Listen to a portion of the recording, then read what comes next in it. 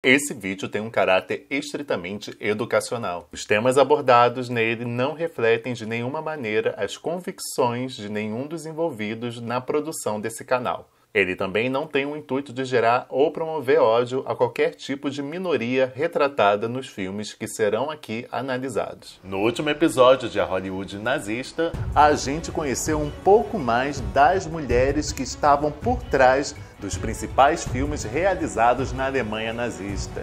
E hoje é a vez dos homens. Antes de começar, caso você não seja inscrito, se inscreve, ativa o sininho para não perder nenhum outro episódio da série, porque quando você curte, compartilha ou comenta, o YouTube lembra que eu existo e começa a mostrar o meu conteúdo para outras pessoas.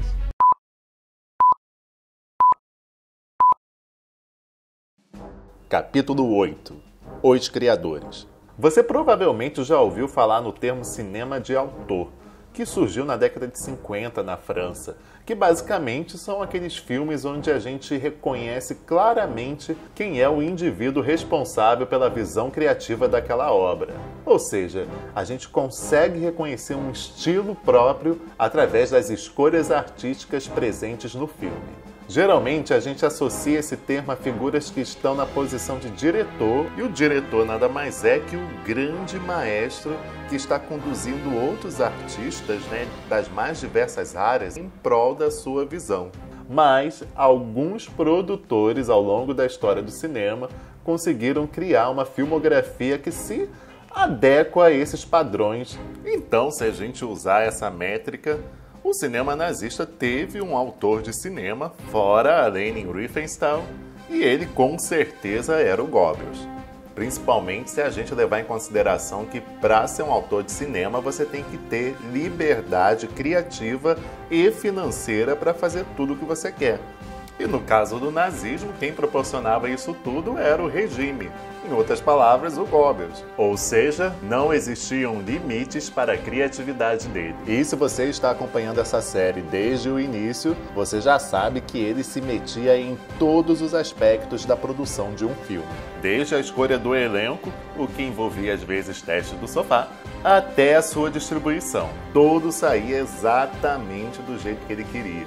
E a gente pode descrever esse cinema do Goebbels como um cinema mórbido, que celebra a morte, um cinema exageradamente nacionalista, um cinema moralista, sexista e, acima de tudo, eugenista. E um filme que serve de exemplo para esse tipo de cinema criado por ele é O Judeu. E ele é a obra-prima do Goebbels porque desde o início ele abraçou esse projeto como algo pessoal, começando até pela ideia de fazer o filme. Esse filme, O Judeu, e o The Rothschilds, que a gente já viu aqui no segundo episódio, surgiram como uma resposta nazista a duas produções do mesmo nome que retratavam visões positivas do povo judaico. Lembrando que a essa altura aqui a guerra já tinha explodido e o nazismo precisava que o povo alemão fosse favorável a políticas mais violentas contra os judeus. Até porque a Noite dos Cristais, em 1938, gerou uma resposta muito negativa da maior parte da população, não só internacional, como também nacional. Então foi por isso que eles lançaram simultaneamente esses três filmes: o The Rothschilds, O Judeu e o documentário O Eterno Judeu. Inclusive, a história desse diretor aí do Eterno Judeu é um capítulo à parte, Ele foi um desses Jojo Rabbits aí que bateram no povo na rua, queimou livro, quebrou sinagoga, o que o fez cair na graça do Goebbels e o botou para dirigir algumas coisas como esse documentário O Eterno Judeu, só que aparentemente ele era alcoólatra e tinha alguns problemas comportamentais e o Goebbels tomou um ranço dele e aí ele acabou expondo o Hitler, dizendo que ele ocultou do nazismo, que ele tinha uma descendência judaica, então como punição ele foi enviado por fronte de batalha, mas ele acabou sobrevivendo. Ele acabou não conseguindo mais trabalhar depois da guerra, E ele defendeu até a morte a tese de que ele não dirigiu esse filme. Ele praticamente passou a autoria do filme para o Goebbels. Mas voltando aos filmes, Hitler achava que as mensagens nazistas deveriam ser transmitidas por documentários. Já o Joseph achava que toda a doutrinação devia ser feita de forma indireta, ou seja, como um pano de fundo de uma boa e envolvente história. E ele estava certo, né? Porque o documentário O Eterno Judeu foi um fiasco de bilheteria. As pessoas ficaram muito impressionadas com as imagens grotescas do filme, já em O Judeu, que estava ali mascarado como uma biografia melodramática de época, foi um sucesso. E quando um produtor acaba assumindo essa postura autoral, ele precisa de um diretor que traga o olhar cinematográfico, né? Que traduza as ideias dele e a visão dele em imagens através da câmera. E para assinar essa sua obra-prima, ele chamou o cara que era praticamente o James Cameron da UFA, o Veit Harlan, que, aliás, por ter dirigido esse filme, acabou se tornando o único diretor de cinema na história a ser julgado por crimes contra a humanidade. Ou seja, mais uma vez, o preço de ter colaborado com o fascismo foi alto. O Veit já tinha ganho pontos com Goebbels quando lá atrás, ainda na década de 20, ele tinha se separado de sua primeira esposa, que era atriz e judia. Inclusive, ela e sua família viriam a morrer no campo de concentração. E ele foi um que soube aproveitar bem a debandada de diretores para outros países ao seu favor. Aliás, foi ele quem ofereceu seus serviços ao regime. Em troca, ele prosperou muito, ele teve acesso aos principais projetos da UFA, como Kohlberg, e um dos privilégios dele foi conseguir dirigir o único filme produzido pela UFA que a gente pode considerar de suspense. Aí algumas pessoas até chegam a falar que esse filme é um exemplo de cinema noir. Ele que é uma das muitas versões daquela lenda urbana, em que uma jovem se hospeda num hotel com a mãe, até que a mãe desaparece e ela fica tentando achar a mãe e todo mundo diz pra ela que ela tá louca, que não existia mãe nenhuma. Mas no final das contas o que aconteceu é que a mãe tinha sido vítima de uma doença que estava se espalhando e os agentes sanitários da cidade simplesmente não queriam criar alarde, então simplesmente apagaram a existência da mulher. Mas o que é interessante nessa versão é que ela acaba aceitando essa narrativa imposta pelas autoridades, porque ela sabia que era mentira. E aí fica o mistério se esse filme seria, na verdade, uma irônica crítica ao nazismo e à doutrinação imposta por eles goela abaixo, ou se era, na verdade, um filme que estava só dizendo para o povo para realmente, ó, gente, mesmo se você souber que sua mãe existe, se o Estado dizer para você que ela não existe, você tem que falar que ela não existe, hein? E justiça seja feita, o Veit tinha um olhar cinematográfico muito apurado. E ele conseguiu traduzir bem para as telas esses padrões estéticos impostos pela ideologia nazista. Mas nem tudo eram flores. Para começar, Goebbels como um produtor era um horror. A Lene, em sua biografia, afirma que Harlan pediu ajuda dela durante a pré-produção do filme porque ele não aguentava mais as interferências e a agressividade do Goebbels, que já tinha chegado ao ponto de gritar com Harlan falando que ele seria enviado para o fronte de batalha se não seguisse na produção. E para sua surpresa, a resposta da Lene foi: foge, cara, vai pra Suíça, some daqui, eu não tenho como te ajudar, eu já tô cheio de problema com esse cara, e eu não sei nem o que fazer, então foge enquanto ainda dá tempo.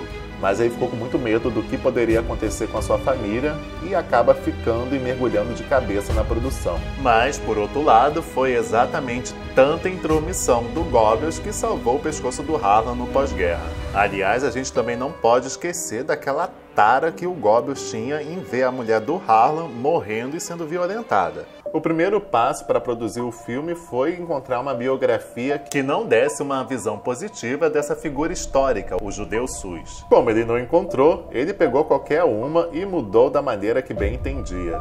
Como, por exemplo, no livro que eles basearam o roteiro, quem é estuprada e morta é, na verdade, uma filha secreta do judeu sus. Pois é, e ela é violentada pelo Duque, que é o cara que ele trabalhava. Ou seja, eles invertem completamente a violência sexual que acontece na trama e ainda botaram o judeu sus para torturar o pai e o marido da mulher. E eu não sei se vocês já perceberam, mas violência sexual é um artifício muito presente em filmes que propagam o ódio. Mas voltando ao Goebbels e ao Harlan, o filme O Judeu é um filme eugenista por natureza. Ele é cheio de símbolos dessa separação do mundo entre raças. Os judeus e as pessoas de raça pura, eles moram em lugares completamente diferentes. Para ser aceito, ele tem que passar por um processo de assimilação, então ele tira a barba dele, aquele cabelo mais característico do povo judaico, o que passava para o público aquela ideia de que os judeus tinham se infiltrado na sociedade. todos os personagens judaicos estão alinhados àquele estereótipo de que os judeus são gananciosos e mentirosos e fazem tudo o que puderem fazer por dinheiro. E assim que ele ganha prestígio, respeito e poder, ele abre as portas do reino para os judeus, uma cena que representa que está trazendo poluição, e também tem essa questão de querer corromper as mulheres arianas, culminando no final que propõe que a única solução para esse tipo de problema é cortar o mal pela raiz. E se a gente pegar, por exemplo, um dos personagens do Werner Krause, a gente consegue perceber algumas das ferramentas dramatúrgicas usadas para vilanizar o povo judaico. Como, por exemplo, essa cena em que o marido da mocinha acaba de ser torturado, ele tem os dedos esmagados, mas como vocês estão vendo nessa cena, o personagem do Werner Krause está completamente encantado com a dor do personagem ariano. E fora esses elementos da narrativa, a gente também tem alguns elementos da direção e da edição que potencializavam esse propósito. Existe uma cena também com esse mesmo personagem que ele é morto, só que ele não aparece sendo morto. A população do reino se revolta, invade a casa do judeu Sus, ele que era o secretário que estava lá, acaba se escondendo numa biblioteca, mas pela trajetória dele, da porta até a janela onde ele tenta se esconder, a gente percebe que a sala tem um tamanho X. Mas quando a população revoltada entra correndo para matá-lo, a câmera fica no personagem do Werner Krause, mas a gente não vê essa população chegando nele. E a cena só acaba quando ele faz essa estranha ação física, que é uma piscada para cima. E aí a gente se pergunta, qual é o efeito que o Goebbels queria com isso? A sensação que eu tenho quando eu vejo essa cena é que o intuito dele era induzir ódio ao personagem, mas não consumar a punição dele, para deixar talvez um sentimento na plateia de que ele ficou impune e que a justiça deveria ser feita de alguma forma. E já que não foi na ficção, que seja na vida real. E com tantos elementos antissemitas, o filme virou uma grande fonte de ódio. Os relatos dos judeus nos cinemas ao assistir ao filme são aterrorizantes. Eles contam que depois do filme se conseguia sentir no ar que algo tinha mudado na cabeça das pessoas à sua volta, ao ponto de eles ficarem até com medo de sair do cinema. O filme foi um sucesso internacional, ele foi indicado ao prêmio do Festival de Veneza, que na época era totalmente fascista. O prêmio principal se chamava Taça Mussolini, tanto que vários filmes alemães ganharam esse prêmio, inclusive o Harlan ganhou de melhor diretor. O Antonioni, por exemplo, estava cobrindo o festival como crítico e escreveu que o filme era poderoso, incisivo e extremamente eficaz. Um crítico chegou a definir o filme como pornografia política. O Himmler, por exemplo, fazia questão que o filme fosse visto pelos guardas da SS, que eram os responsáveis pela caça e extermínio dos judeus. Vários soldados diziam que se sentiam mais instigados a cometer atos de violência depois de assistir ao filme, e a potência dele durou até depois do pós-guerra. Como veredito final, o Harlan foi inocentado, mas o filme não. E ele foi obrigado a destruir a única cópia restante do filme. Pelo menos era o que eles acreditavam. Porque alguns anos depois começou a surgir uma cópia do filme dublada em árabe e o filme foi novamente utilizado como arma de propagação de ódio aos judeus.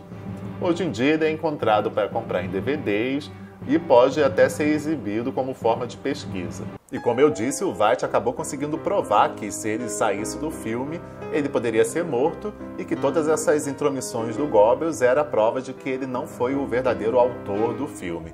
Porém, mais uma vez os diários do Goebbels viriam para desmentir esse tipo de argumento. Dele, ele afirma que a produção e a relação com Harlan iam às mil maravilhas, o que nos mostra que ou o Emil, ou a Lene, ou o Harlan estão mentindo pra gente, ou o Goebbels era tão louco que na cabeça dele a realidade era completamente diferente. Ou talvez até esse foi um último golpe das pessoas que ele não gostava em vida, porque o Goebbels já sabia que ele ia se matar caso a Alemanha perdesse a guerra. Mas eu tenho as minhas dúvidas a respeito do Harlan, porque em uma das entrevistas no auge do sucesso do filme, ele toma para si o crédito da ideia de deixar o Werner Krause interpretar vários personagens, para reforçar aquela ideia que todo judeu tem a mesma origem maléfica. E ele também escolheu judeus, que eram na verdade prisioneiros de guetos, para serem figurantes do seu filme. Sendo que o Harlan também colaborou com o roteiro e, apesar de em seu julgamento ele dizer que fez tudo para dar ao judeu SUS uma visão positiva, ele também fez questão de incluir uma cena que não existe em nenhum dos livros, em que o judeu SUS é responsável pela injusta execução de um ferreiro. Depois de ser inocentado, ele realmente achou que ia voltar a fazer filme como se nada tivesse acontecido, o que não rolou. Seus trabalhos foram sempre estigmatizados pelo seu envolvimento com o nazismo. Competente ele com certeza era, até porque, gente, para você conseguir dirigir um set, por exemplo, do Kohlberg, no meio de uma guerra, com dezenas de milhares de figurantes ali na sua frente, e você tendo que entregar resultado. Ele acabou se aposentando alguns anos depois e morreu na Itália em 64.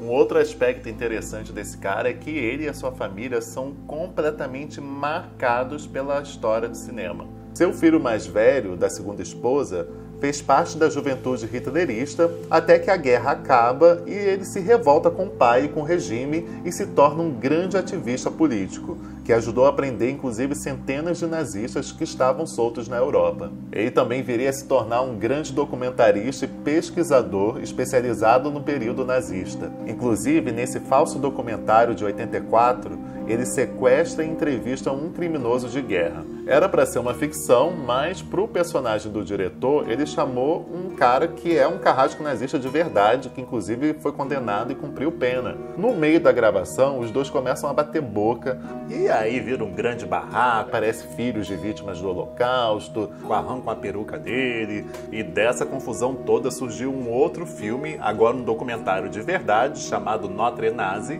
sobre esse incidente. Aliás, se você tiver por acaso algum desses dois filmes com legenda, por favor me mande. Assim como essa produção que retrata os bastidores do filme O Judeu, que parece ser muito interessante e até hoje eu não consegui encontrar. Ele e o pai viriam a se reconciliar no final da vida de Harlan, mas, de qualquer forma, a família toda foi afetada pelo filme O Judeu. A sua mulher, que era atriz do filme, sofreu ataques em público, até tomate podre tacaram nela. Uma filha que tentou ser atriz acabou se casando com um judeu e se convertendo ao judaísmo, mas veio a se matar na década de 80. E uma sobrinha dele casou com ninguém menos que o Kubrick, que foi a companheira dele até o fim de sua vida. E no outro lado dessa moeda eugenista, a gente tem um outro diretor que acabou sendo coagido de maneira sórdida a colaborar com o nazismo.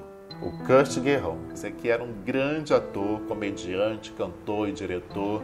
Era um cara muito carismático, ele era amado pelo público, ele contracenou e dirigiu os grandes nomes do cinema alemão, inclusive o Hans Zauber.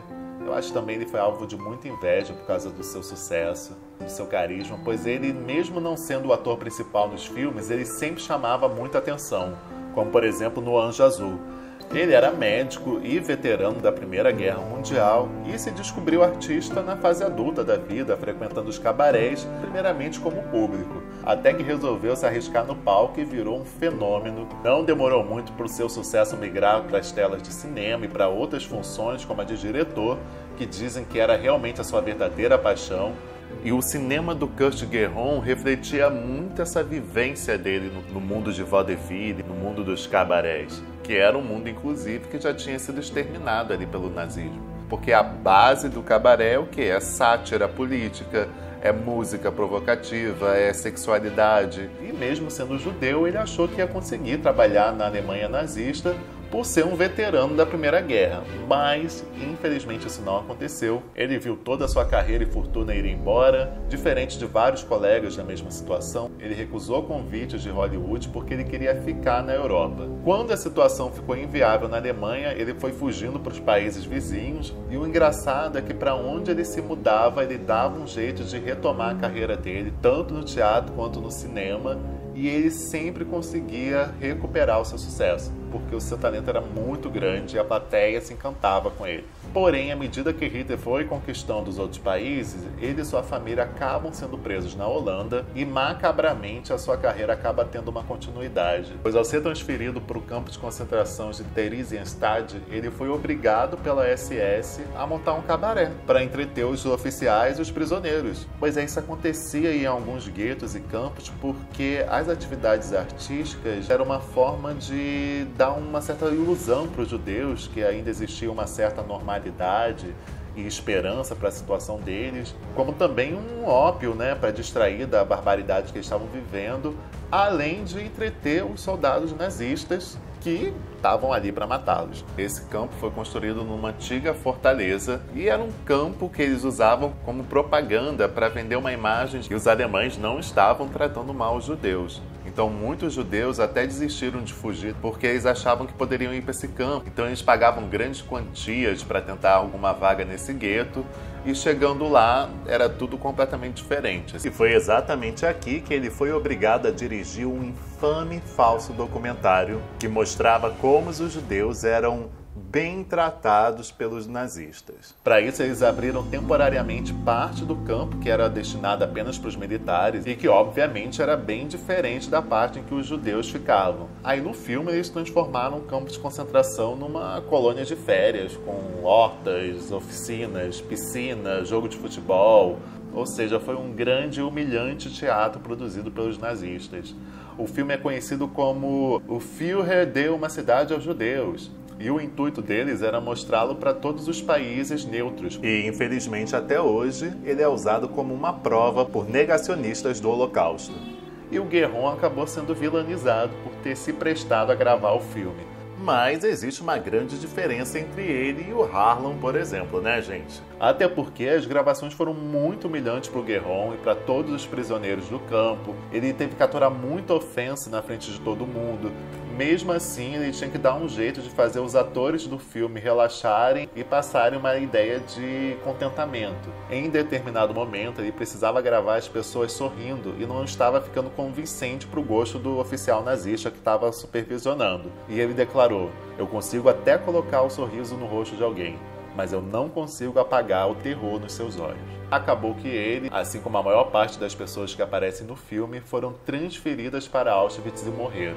E ele, inclusive, morreu um dia antes das câmaras de gás serem desativadas. Eu acho a história dele, junto com aquela do Joachim Gottschalk, uma das histórias mais tristes que eu encontrei aqui durante essa pesquisa. Dá muita pena ver um grande artista como ele sendo reduzido a um número, a uma estatística.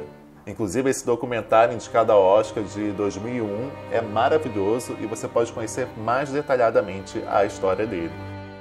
Bom, então esses foram os nossos episódios sobre as mentes criativas que contribuíram com o regime nazista de forma voluntária ou não. No próximo episódio, a gente vai falar sobre os artistas que conseguiram ser resistência nesses tempos tão sombrios. O Eu Cinemando é uma produção independente que não conseguiria ser realizada sem a ajuda dos nossos colaboradores e apoiadores. Para todos que participaram de forma direta ou indireta, fica aqui os meus sinceros agradecimentos. Eu sou Vinícius Areias e esse é o Eu Cinemando.